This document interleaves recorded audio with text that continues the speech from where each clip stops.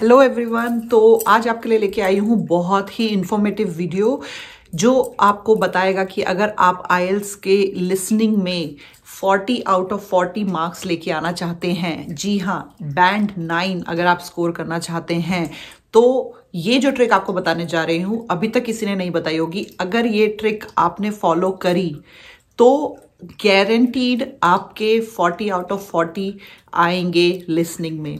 32 score कर सकते हैं बहुत इजीली, लोग 34 तक चले जाते हैं, लेकिन 40 आउट ऑफ 40 40 में से 40 क्वेश्चन सही हो बहुत मुश्किल होता है।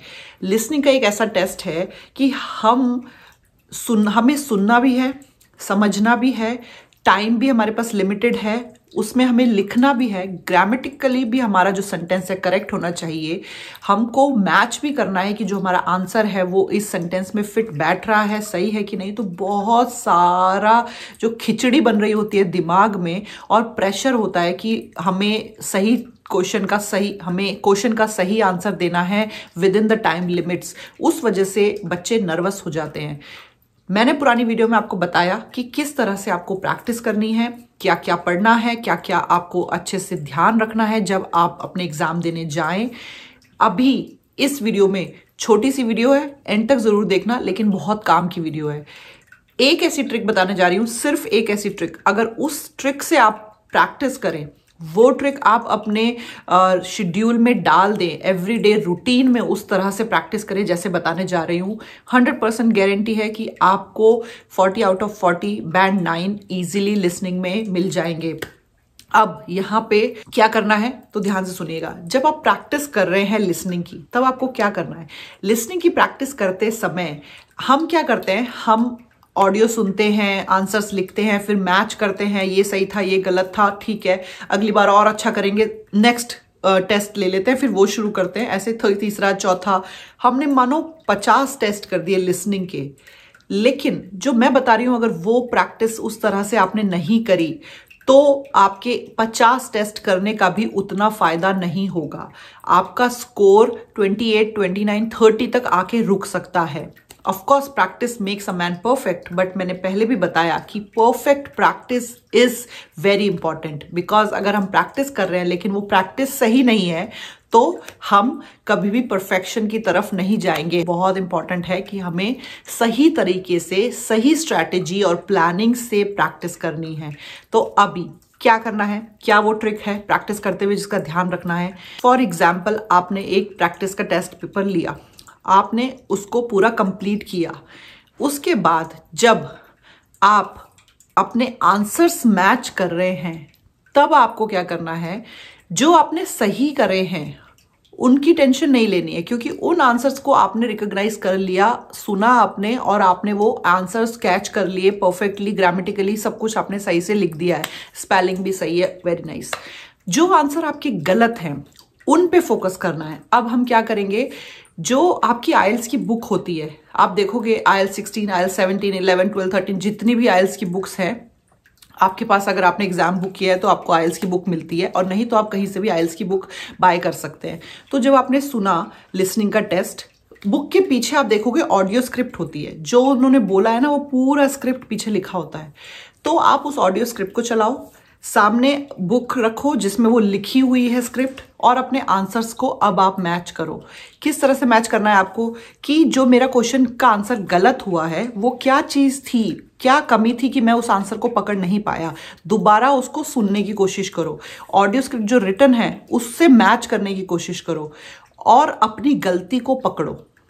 इस तरह से जितने भी क्वेश्चंस के आंसर्स आपने गलत किए हैं उनको एसेस करिए और समझने की कोशिश करिए कि ये आपको क्यों नहीं पकड़ में आया, यहाँ पे क्या ऐसी चीज थी अलग जो आपको नहीं समझ में आई और आप फेल हो गए उस आंसर को सही करने में।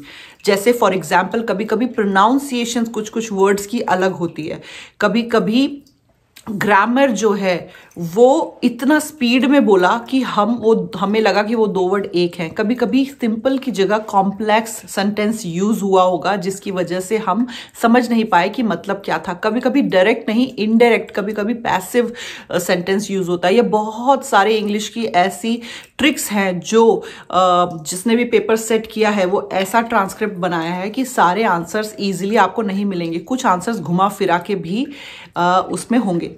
इसलिए वो सिर्फ इसलिए ये जानने के लिए कि आपका इंग्लिश में पकड़ कितना मजबूत है, कितने इजीली आप जो मुश्किल क्वेश्चंस हैं उसके भी आंसर निकाल रहे हैं।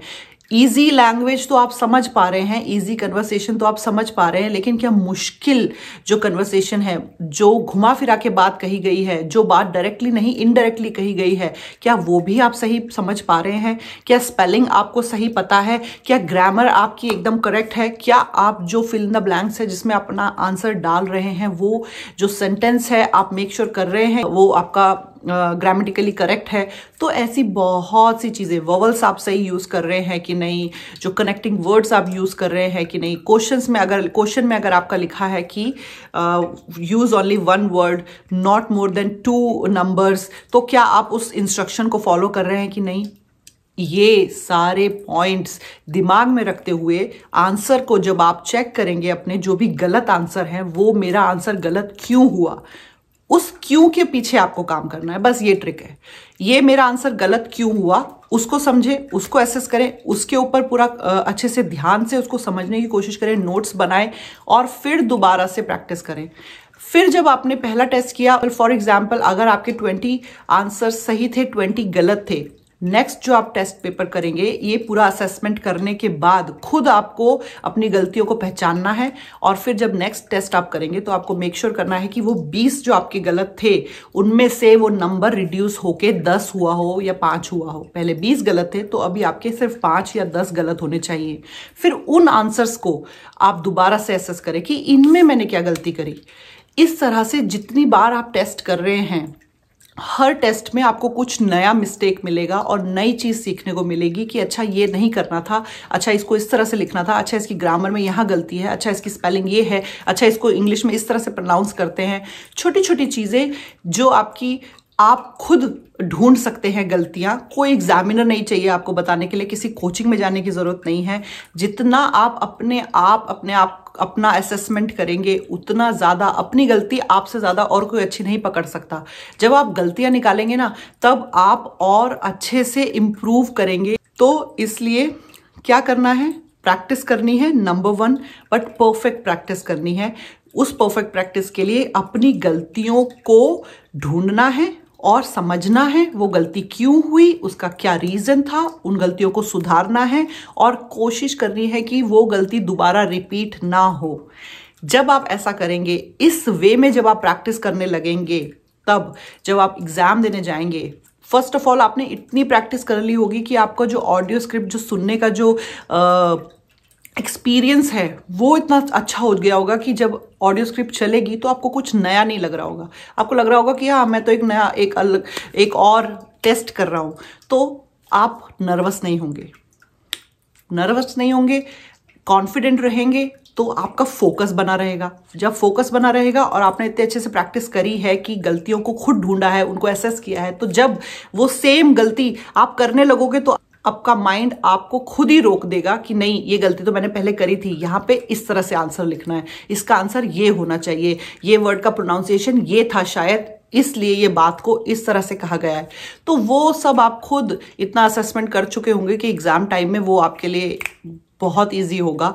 अब एक और पॉइंट यहाँ पे एंड में बता रही हूँ। जब एंड हो जाता है, हमारा टेस्ट खत्म हो गया, अब लोग क्या गलती करते हैं, टेस्ट खत्म होने के बाद वो बोलते हैं कि हाँ, अब आपके पास 2 मिनट है, अपने आंसर्स को चेक करिए। तो उस 2 मिनट में आप कुछ नहीं कर सकते हो। अपने आंसर्स को सोचने मत लग जाओ कि शायद इसका आंसर ये था, इसका आंसर ये था, ये सब कुछ मत देखो, क्योंकि अब आप 2 मिनट में आंसर चेंज करने का कोई फायदा नहीं है, क्योंकि स्क्रिप्ट भी जा चुकी है। अब कोई कन्वर्सेशन दोबारा आपके लिए प्ले करेगा नहीं और आपको कितना याद है कितना नहीं कुछ पता नहीं है। तो उस लास्ट के 2 मिनट में क्या करना है वो बताने जा रही हूँ, ध्यान से सुनिएगा। ये बहुत इंपॉर्टेंट पॉइंट है कि लास्ट के 2 मिनट में आपको सिर्फ 2 काम करने हैं। पहला, अपनी ग्रामर चेक करनी है फटाफट से कि जो आपने वर्ड डाला है वो ग्रामेटिकली उस सेंटेंस में फिट बैठ रहा है कि नहीं। क्योंकि कभी कभी सब कुछ सही होता है लेकिन ग्रामर में गलती होती है, कभी कभी सिंगुलर प्लूरल में गलती होती है। आपको लिखना था फ्रेंड्स, आपने लिख दिया फ्रेंड, आपको लिखना था एप्पल्स, आपने लिख दिया एप्पल। वो आप जल्दी से जब पढ़ेंगे, देयर आर 2 एप्पल्स, सो अगर आपने गलती से लिख दिया देयर आर 2 एप्पल, तो वो आपका आंसर गलत है।